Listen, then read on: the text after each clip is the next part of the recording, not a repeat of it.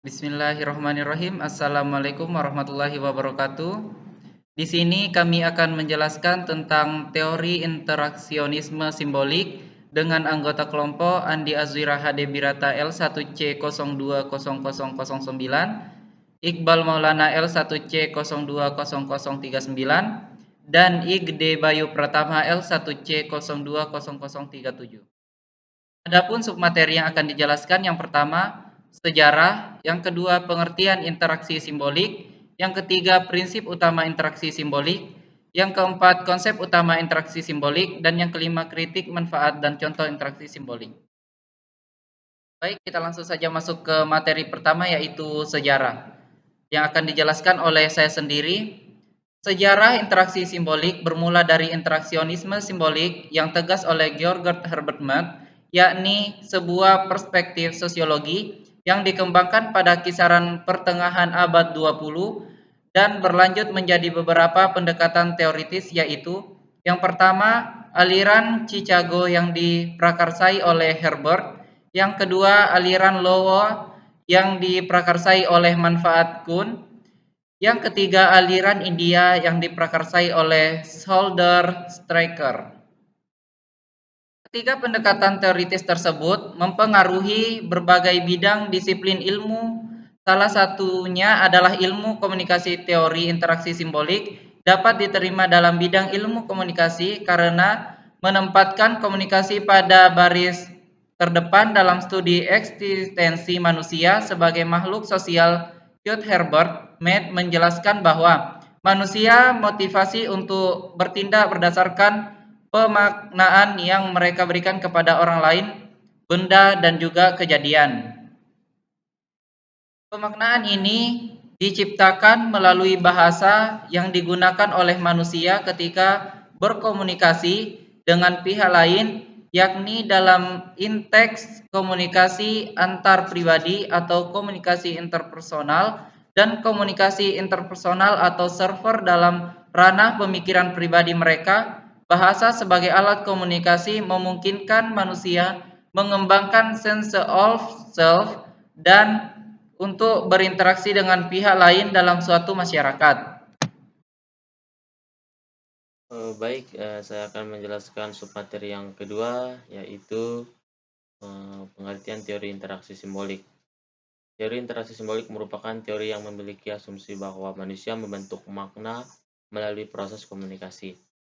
Teori interaksi simbolik berfokus pada pentingnya konsep diri dan persepsi yang dimiliki individu berdasarkan interaksi dengan individu lainnya. Ini saya akan menjelaskan submateri yang ketiga, yaitu konsep utama interaksi simbolik, yaitu ada tiga. Yang pertama, pentingnya makna bagi perilaku manusia. Yang kedua, pentingnya konsep diri. Yang ketiga, hubungan antara individu dengan masyarakat. Adapun konsep kunci dari interaksi simbolik, yaitu ada tiga. Yang pertama, mind atau pikiran.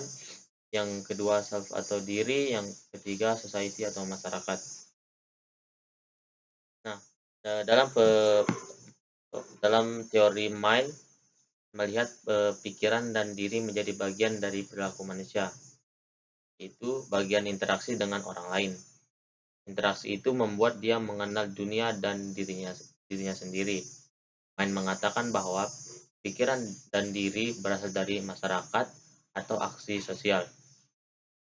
Mind adalah sebuah proses berpikir melalui situasi dan merencanakan sebuah tindakan terhadap objek melalui pemikiran simbolik. Menurut Mind, pikiran atau mind muncul bersama dengan proses komunikasi yang melibatkan bahasa serta gerak tubuh. Pikiran muncul dan berkembang dalam proses sosial dan merupakan bagian dari proses sosial.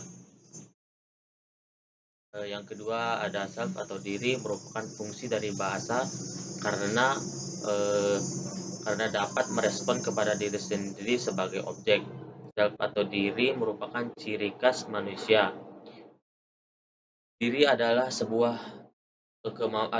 kemampuan untuk menerima diri sendiri sebagai sebuah objek dari perspektif yang berasal dari orang lain atau masyarakat. Diri muncul dan berkembang melalui aktivitas interaksi sosial dan bahasa. Dan bahasa juga memungkinkan orang berperan dalam percakapan dengan orang lain karena adanya simbol. Yang ketiga ada society atau masyarakat adalah interaksi yang terjadi pada setiap individu yang prosesnya melibatkan pengguna bahasa dengan proses sosial yang ada di masyarakat. Masyarakat selalu ada dalam diri individu. Masyarakat hanya dipandang secara umum sebagai proses sosial yang mendahului mind dan self, tetapi yang penting bahwa setiap diri individu di dalamnya juga terdapat orang lain dan terjadi interaksi.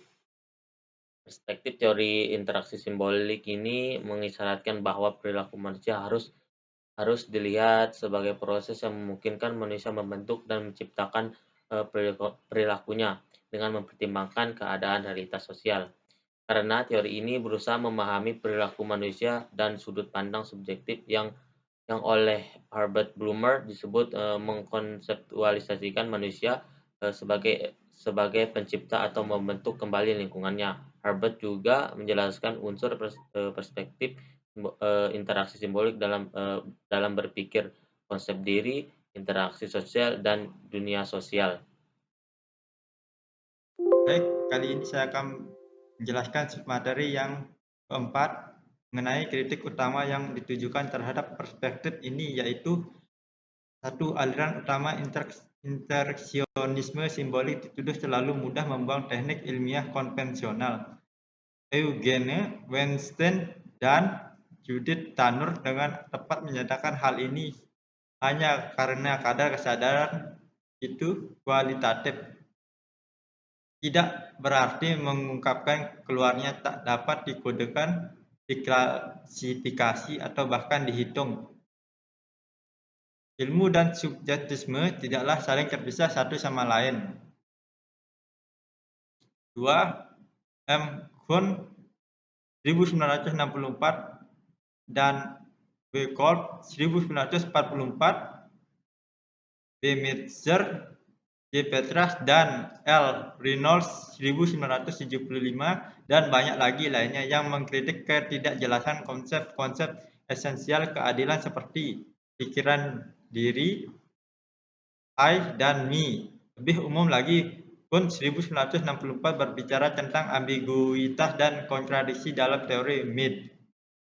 Di luar teori Meadin, mereka mengkritik berbagai konsep dasar teoritisi interaksionisme simbolik yang dinilai keliru, tidak tepat, dan karena itu tak mampu menyediakan basis yang kuat untuk membangun teori dan riset.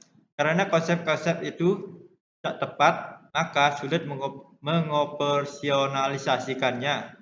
Akibatnya adalah tak dapat dihasilkan proporsi-proporsi yang dapat diuji. Berikutnya, yang ketiga, Ulang dari atas. interaksionisme simbolik dikritik karena meremehkan atau mengabaikan peran struktur berskala luas. Kritik ini diekspresikan dengan berbagai cara. Misalnya, Weinstein dan Tanur mengatakan bahwa interaksionisme simbolik mengabaikan keterkaitan dari hasil-hasil. Sheldon Striker menyatakan bahwa pemusatan perhatian interaksionisme simbolik terhadap interaksi di tingkatan mikro berfungsi meminimalkan atau menyangkal fakta struktur sosial dan mempengaruhi gambaran kontrol masyarakat atau pelaku. Berikutnya, keempat, interaksionisme simbolik tak cukup mikroskopik, mengabaikan peran penting faktor seperti ketidaksadaran dan emosi. Mitchell, Petras, Reynolds 1975, Stryker 1980. Begitu pula, interaksionisme simbolik dikritik karena mengabaikan faktor psikologis seperti kebutuhan, motif, tujuan, dan aspirasi. Berikutnya, saya akan menjelaskan submateri manfaat dan contoh teori interaksi simbolik. Pertama, mempelajari teori interaksi simbolik bisa memberi beberapa manfaat, di antaranya. 1. Memahami premis dasar teori interaksi simbolik. 2. Memahami anggapan dasar teori interaksi simbolik. 3. Memahami bermacam prinsip utama dalam teori interaksi simbolik. 4. Memahami bagaimana persepsi interpersonal memengaruhi komunikasi interpersonal. Kelima, memahami ide diri dan protes identitas. Keenam, memahami konstruksi gender dan seksualitas. Ketujuh, memahami proses pembangunan kesan-kesan. 8. Memahami implementasinya dalam bermacam riset yang sudah dilaksanakan oleh beberapa pakar. 9. Implementasi dalam penelitian. Selanjutnya saya akan menjelaskan manfaat dan contoh teori interaksi simbolik. Berikut ini contoh dari teori interaksionisme simbolik yang berkaitan dengan masalah sosial sehari-hari, yaitu 1. Mendiskriminasi seseorang karena warna kulitnya. 2. Mengucilkan orang lain karena berbeda suku. 3. Memuji orang lain karena jasanya. 4. Memotivasi orang lain karena mengalami musibah. Baik, itulah tadi pemaparan materi dari kelompok kami. Apabila ada kesalahan kata, kami mohon maaf. Wabillahi taufiq wal hidayah. Wassalamualaikum warahmatullahi wabarakatuh.